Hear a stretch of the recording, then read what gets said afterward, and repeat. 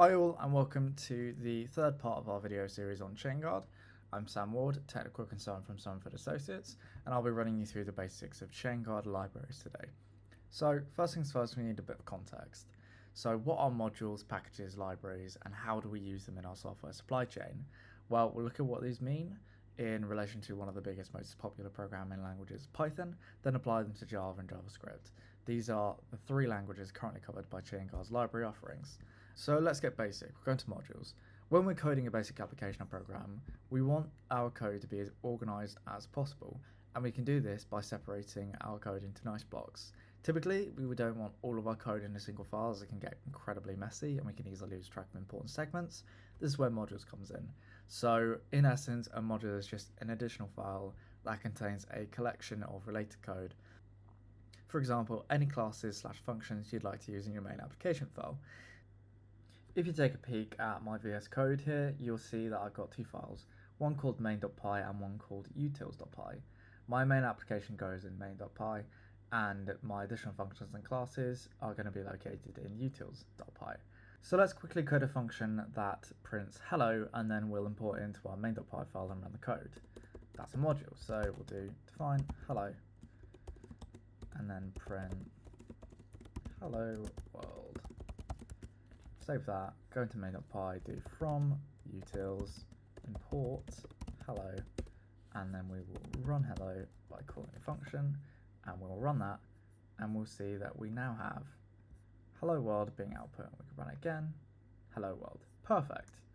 So that's the essence of what a module is. So with that covered, we'll go into packages. So with modules covered, what happens when your application starts getting really big? Having 30 to 40 different module files or a really packed up module file can be quite complicated and it can be quite messy, and things are trending towards chaos again. Well, this is where we use packages. Simply put, a package is a directory that holds a collection of modules. So we could have a package that performs simple mathematical operations and two sub-packages, one called addsub and one called multdiv, with add.py and sub.py that defines how to add and subtract in addsub's package, and then mult.py and div.py in multdiv that has the relevant functions in each file. We could then import the package in our main.py file in our working directory, and we've both created and utilized a package. Something also important to note is that a package must always have an init.py file, which allows the interpreter to understand that the directory is a package.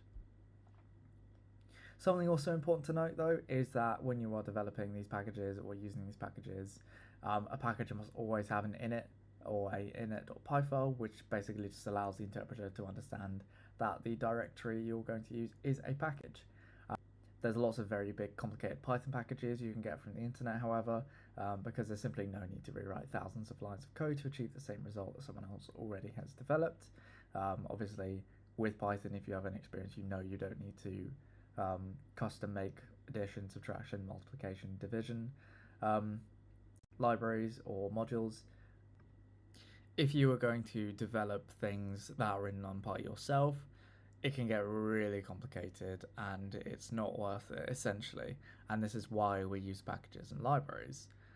So for NumPy, let's say you wanted to mess around with matrix multiplications or get into some really complex algebra,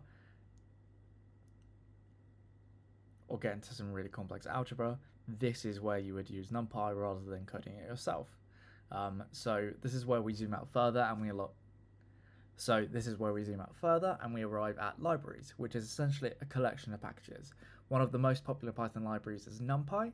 Like I just mentioned, a huge open source math library project with over 1,600 unique contributors and approximately 800,000 plus lines of code. With that much content, it's now impossible to audit every single line of code or verify the identity and intent of every contributor for every update.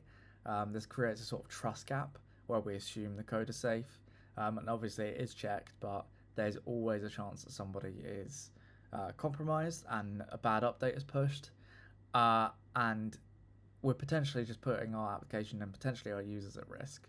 And NumPy isn't entirely standalone.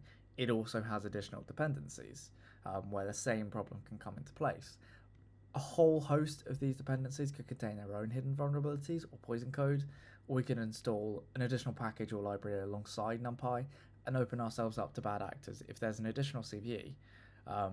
So let's jump from theory into the real world.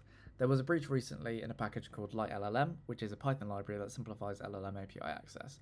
The breach occurred when a group called Team PCP compromised a security scanner called Trivy, which I mentioned in the Chainguard Images video, if you haven't seen that, and were able, through use of it, to get access to the publishing keys for LightLLM.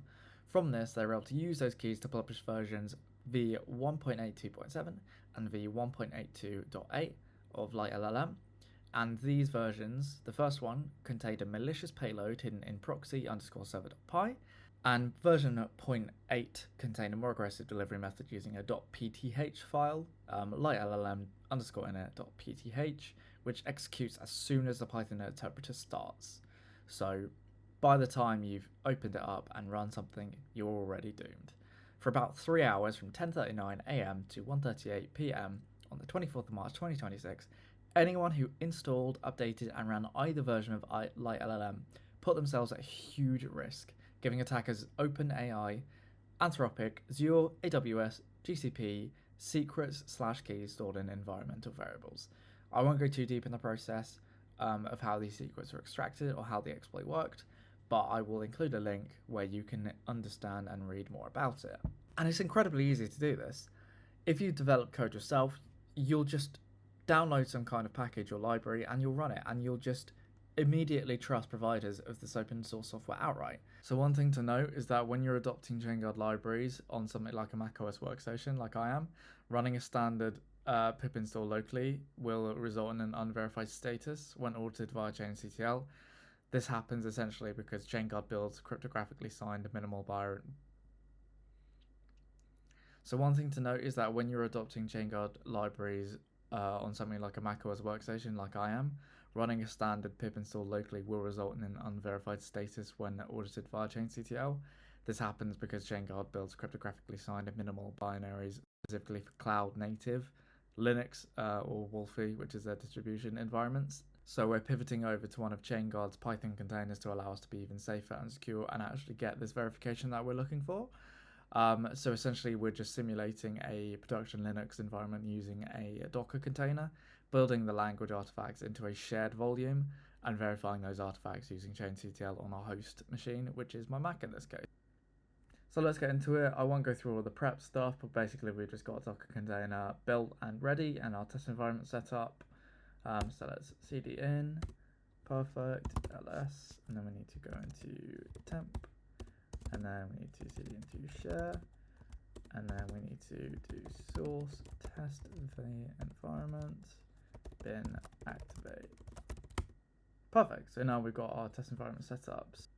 So I've just quickly uninstalled it from when I was using it before, as you can see at the top, and now we're going to install it fresh. So we're going to use a link that I have set up using our Chainguard login credentials and a link to where Chainguard stores their libraries, and that's going to be at libraries.cgr.dev/python/simple. Perfect, so let's get that run, and we're collecting it, downloading it, and now it's installing the package that we want. Amazing. And now we should be able to run NumPy x.py, run our Python file that we made earlier, and we'll see that it runs perfectly. So this is basic dot matrix, and then we will get out of here, and then we will use chainctl libraries verify, and we'll use a detail test, and we'll use test the environment, and now that will run and we can see that we have coverage. So it has checked the packages we have installed in our virtual environment, and as you can see right here, it has NumPy verified as built from source, and it shows the version number and the package number, and you can see here verified via per package sbom built from source by Chainguard. And it really is as simple as that.